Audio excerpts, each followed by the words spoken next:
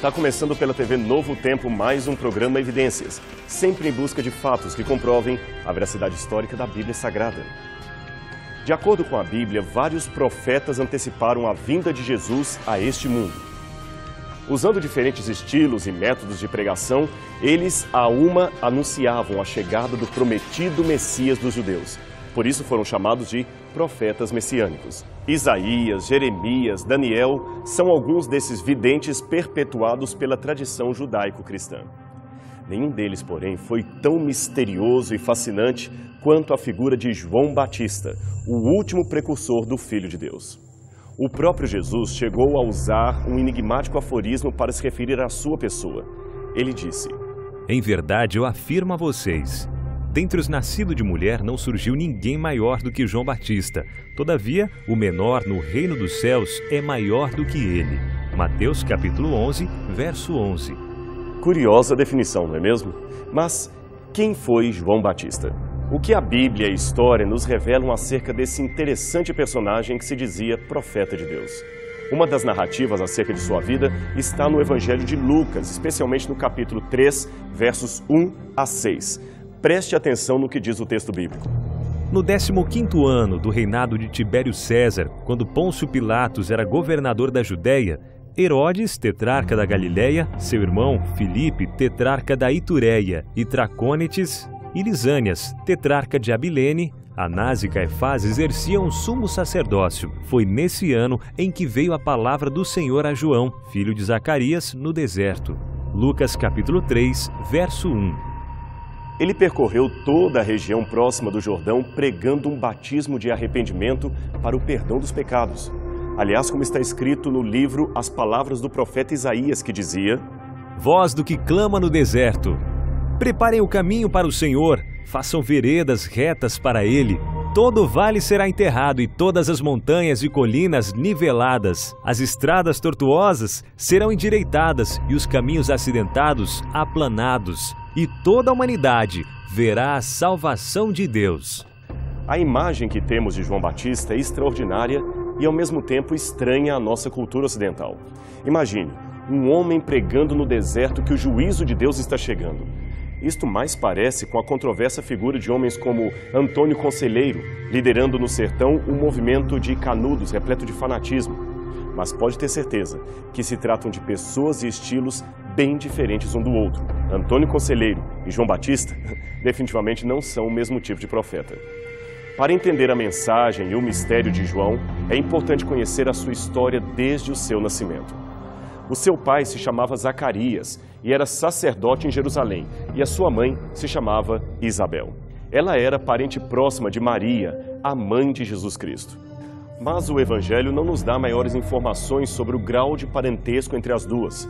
Não se diz se eram primas, irmãs, tia e sobrinha. A Bíblia simplesmente não fala nada sobre isso. A tradição posterior, sim, que disse que elas eram primas de primeiro grau. Mas o Evangelho de Lucas apenas afirma que eram parentes. No grego a palavra é singenis, que significa parentes de um modo geral. Seja como for, é interessante saber que quando Maria visitou Isabel, estando ambas grávidas, João Batista começou a mexer no ventre de sua mãe como se reconhecesse a presença divina do Salvador. Isso está em Lucas, capítulo 1, verso 41. Eu sei que alguns podem achar esta história muito fantasiosa, este episódio de João remexendo-se no ventre de Isabel pela simples chegada de Maria. Esta história parece tão fictícia que o historiador Jessa Verns chamou esse trecho do nascimento de João de uma indubitável criação de Lucas. E Raymond Brown, um outro teólogo, considerou uma história dúbia. Será que é mesmo? Em primeiro lugar, a erudição desses acadêmicos é certa, mas eles estão praticamente sozinhos nesta interpretação. Outros eruditos de igual peso, como William Ramsay, Craig Blomberg, Archibald Thomas Robertson e outros, têm sustentado a historicidade e a realidade do episódio de Lucas. E não é só isso. A ciência médica e comportamental tem descoberto tantas informações acerca dos estímulos intrauterinos que um feto pode ter, que até criaram um ramo de estudos chamado psicologia pré-natal. No Brasil, quem está à frente desse estudo é a doutora Joana Wilhelm, autora do livro O que é Psicologia Pré-Natal. Segundo ela, ao contrário do que muitos pensam, existe vida mental ativa no feto. O feto é capaz de ouvir, memorizar sons e informações já a partir da 21ª semana de gestação. Existem claros registros de experiências pré-natais, tanto traumáticas como não traumáticas, perceptíveis tanto na mente de um bebê quanto de um adulto. Certamente, os especialistas em psiquismo intrauterino e psicologia pré-natal não achariam estranho esse relato de Lucas acerca do momento em que João Batista pula no ventre de sua mãe. E por falar nisso, por que ele recebeu este apelido de João Batista? O que significa isso? Normalmente, na cultura judaica dos tempos bíblicos, era a mãe quem escolhia o nome dos filhos. E este nome, é claro, era dado no momento da circuncisão da criança, ocorrida no 8º dia depois do nascimento. Mas no caso de João, quem delibera o nome é seu pai Zacarias, e a mãe, é claro, concorda com a escolha. O nome João, Yohanan, em hebraico, significa Deus concede a graça. É um significado muito bonito. E o apelido Batista certamente veio posteriormente, quando ele começou a exercer a atividade de batizar pessoas no Rio Jordão. Daí o apelido João o Batista.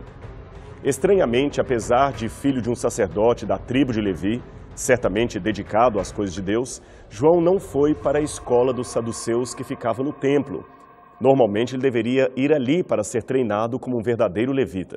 Contrariando o que era de se esperar de um filho de sacerdote, João não vai para a escola litúrgica de Jerusalém, pelo contrário, a Bíblia afirma que ele foi criado nos desertos. O que significa isso? Vamos ver o que a Bíblia diz a respeito dessa informação. O menino crescia e se fortalecia em espírito, e viveu nos desertos até ao dia em que havia de manifestar-se a Israel. Lucas capítulo 1, verso 80. Esse deserto, ou desertos, conforme o idiomatismo da época, possivelmente seria, de acordo com Mateus capítulo 3, verso 1, o deserto da Judéia.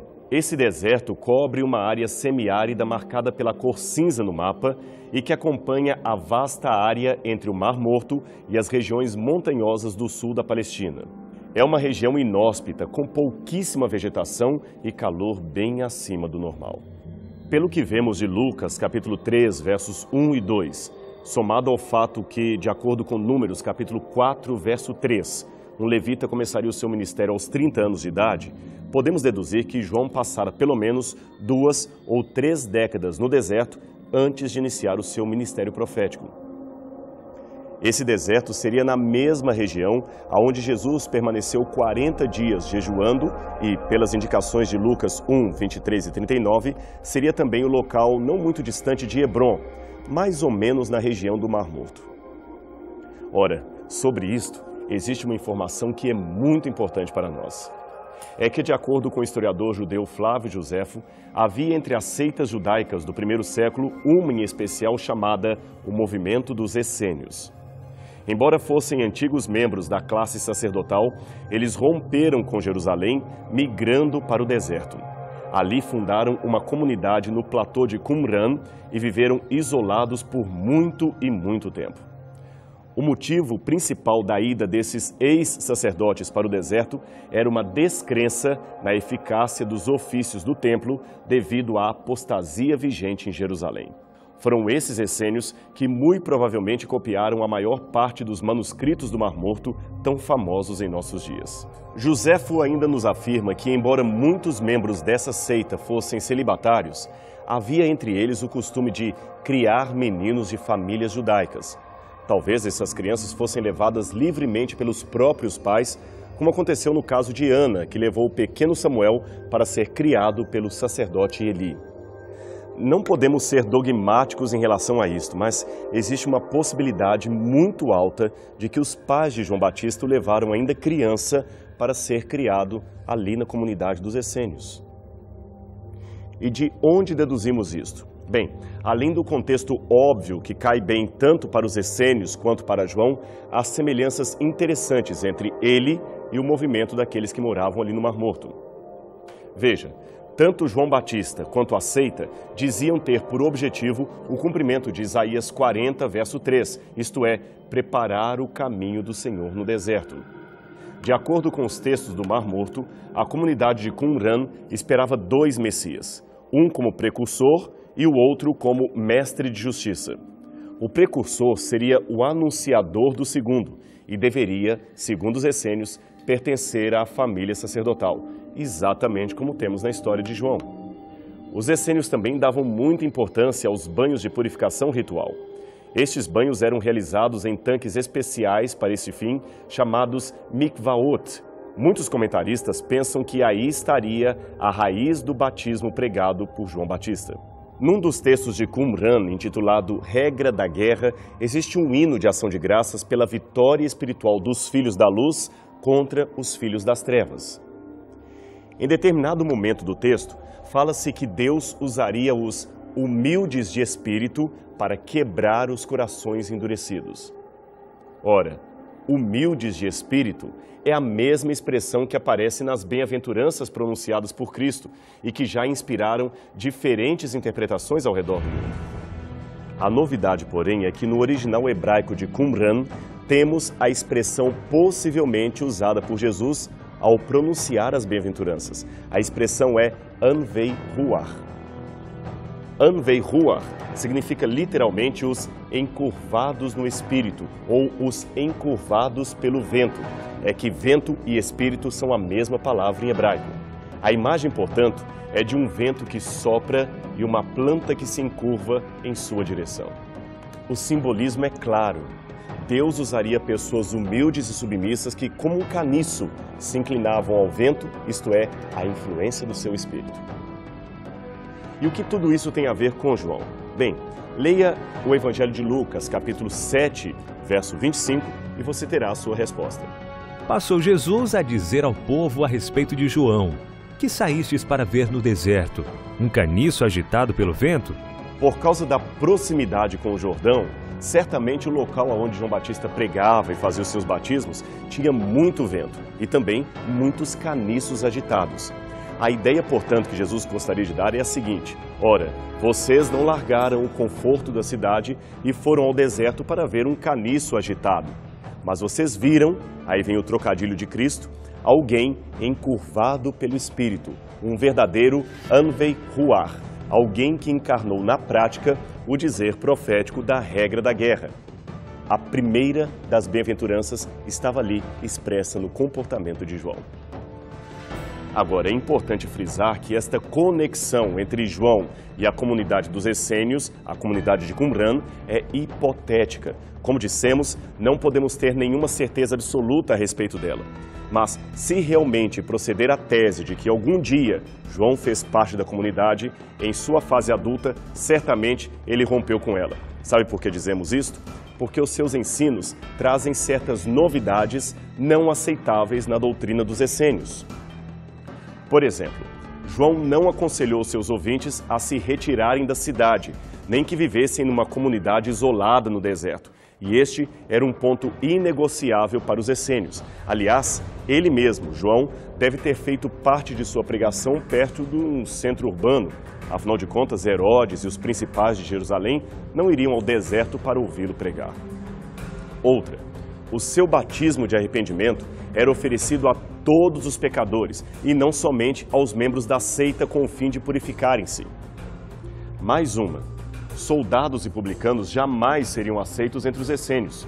Contudo, na pregação de João Batista, eles não precisariam desligar-se de seus empregos. Bastava apenas que, em seu ofício, fossem honestos e piedosos no trato com o seu semelhante. Isto está em Lucas, capítulo 3, versos 10 a 14. Agora veja uma curiosidade muito interessante. A Bíblia diz que João Batista se alimentava de gafanhotos e mel silvestre. Ora, o mel na cultura judaica de então era considerado um alimento celestial, símbolo da mensagem de oportunidade que Deus dava aos homens. Agora, e o gafanhoto? De acordo com Levítico, capítulo 11, versos 20 a 23, há dois tipos de gafanhoto, um puro, outro impuro. Os gafanhotos puros eram permitidos para o consumo conforme as leis judaicas de alimentação, e João certamente observava essas leis. Não obstante, a grande probabilidade textual que temos é que os gafanhotos que João comia não seriam insetos. Não, seriam antes frutos da alfarrobeira, como esta que eu tenho aqui em minhas mãos. Esse tipo de planta é comumente apelidada de pão de São João e é muito nutritivo. Provavelmente, na antiguidade, esta planta também recebeu o apelido de acris, um nome grego que literalmente significa gafanhoto, mas por extensão poderia significar também um tipo de leguminosa. Esse, pelo menos, foi o entendimento de antigos escritores cristãos como Taciano, Crisóstomo, Isidoro de Peluciota, Teofiláquio de Bulgária e vários escritores judeus e cristãos que viveram na Síria e na Palestina por volta do 2º até o 4º século depois de Cristo. E por que João provavelmente comeria leguminosas no lugar de gafanhoto, já que o gafanhoto era permitido? Por duas razões. Primeiro, porque esta era uma fonte de alimentos comum de pessoas pobres. Eram como as alfarrobas que o filho pródigo comeu enquanto alimentava porcos. Em segundo lugar, João comia alfarrobas talvez para seguir uma dieta vegetariana. Isto, vegetariana. Alguns grupos judaicos da época, como os essênios que mencionamos, incentivavam o vegetarianismo como uma forma de mostrar que estavam aguardando a vinda do reino de Deus. Além disto, eles aproveitavam-se desta dieta para não participar da carne do Cordeiro Pascal, porque não acreditavam mais nos sacrifícios realizados em Jerusalém. E Taciano, um dos mais antigos escritores cristãos que mencionamos, também revela que este era o regime de João. Em outras palavras, João Batista, segundo esse pai da igreja, era vegetariano. Seria, portanto, uma influência dos essênios sobre João? Talvez sim, talvez não. Outros grupos da época, como os ebionitas, também incentivavam o vegetarianismo aos judeus. Um outro assunto. A roupa de João também era algo que certamente chamava a atenção do grupo. De acordo com os evangelhos, João vestia-se provavelmente com uma capa de pelos de camelo e se cobria da cintura até o joelho com uma veste de couro que substituía a túnica tradicional. Esse tipo de roupa, evidentemente estranho para nós e também para aquela época, lembrava a quem o via as mesmas roupas do profeta Elias, conforme lemos em 2 Reis, capítulo 1, verso 8, e também de acordo com Zacarias 13, verso 4, onde é dito que provavelmente outros profetas, até também falsos profetas, imitassem este estilo de vestir-se. E sabe por quê? Porque o povo esperava, antes da vinda do Messias, o aparecimento de um profeta anunciador que pareceria muito com Elias. E Elias foi nada mais, nada menos que o segundo maior profeta de todo o Antigo Testamento, perdendo apenas para Moisés. O que João fez, portanto, foi usar uma espécie de recurso de psicodrama para ilustrar para todos a mensagem que ele queria dar. E eles certamente entenderam que João queria ser um profeta anunciador do Messias. Tanto é que até Herodes, o rei, teve medo de suas denúncias. Agora, saindo do contexto bíblico, temos um depoimento fora das Escrituras acerca de João. Ele vem do historiador Flávio Josefo, que testifica não só a sua existência histórica, mas também a sua morte nas mãos do rei Herodes. Veja o que Josefo escreveu. Grandes multidões acorriam para ouvir João, apelidado de o Batista devido à enorme força de atração que as suas palavras exerciam. Então, Herodes teve medo de que João aproveitasse esta extraordinária influência para incitar os seus seguidores a uma rebelião, pois parecia que toda a gente fazia caso das suas palavras, e entendeu que era melhor eliminá-lo a tempo, antes de ter que lamentar mais tarde as revoltas que este homem perigoso pudesse ocasionar. E desse modo, João, por causa desta suspeita, foi preso e conduzido para a fortaleza de Maquerote, onde foi executado. A Bíblia também diz que João foi decapitado, mas Marcos acrescenta que a sua principal ameaça foi denunciar os pecados de adultério do rei dos judeus. Eles podem até ter matado o profeta, mas a sua mensagem era de origem divina e, portanto, deveria prosseguir. O local exato onde João realizava sua pregação e os seus batismos ao longo do Rio Jordão ainda é motivo de controvérsia entre os especialistas. Mas o fato é que até hoje, milhões e milhões de pessoas se tornam cristãs pelo batismo, revivendo, de certa forma, um rito que o humilde profeta do deserto inaugurou há quase 2000 anos. Justamente aquele que se dizia o menor de todos os profetas, aquele que afirmava não ser digno de desatar as sandálias de seu mestre. Isto numa época em que, segundo o antigo rabino Yoshia ben Levi, nem o mais simples dos escravos estava obrigado a desatar os sapatos de alguém. Recentemente, várias supostas relíquias de João têm sido encontradas e identificadas como pertencendo ao profeta. Na Turquia, por exemplo, perto da Capadócia, religiosos afirmam ter descoberto a cabeça de João Batista, que rapidamente se tornou um objeto de veneração na vila local. Mas, só para constar, outras supostas cabeças de João Batista também foram encontradas em outras partes da Europa. E esta, especificamente encontrada na Turquia, revelou ser a cabeça de uma criança pré-adolescente morta na Idade Média. Definitivamente, não poderia ser a cabeça do profeta. O que temos que aprender é que, muito mais importante que buscar relíquias com restos mortais de um santo como João, o mais importante é viver, pela graça de Deus, a mensagem que aquele profeta pregou. Afinal de contas, esta mensagem tem uma origem divina e direciona-se a cada um de nós.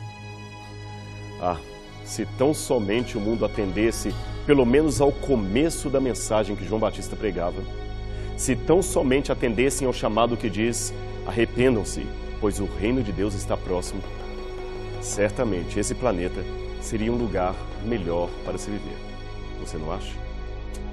Bem, o nosso programa está ficando por aqui, mas esperamos que o exemplo e a mensagem de João possam ficar bem profundo no seu coração. E a gente se encontra semana que vem, mais uma vez aqui na TV Novo Tempo, o canal da Esperança. Até lá!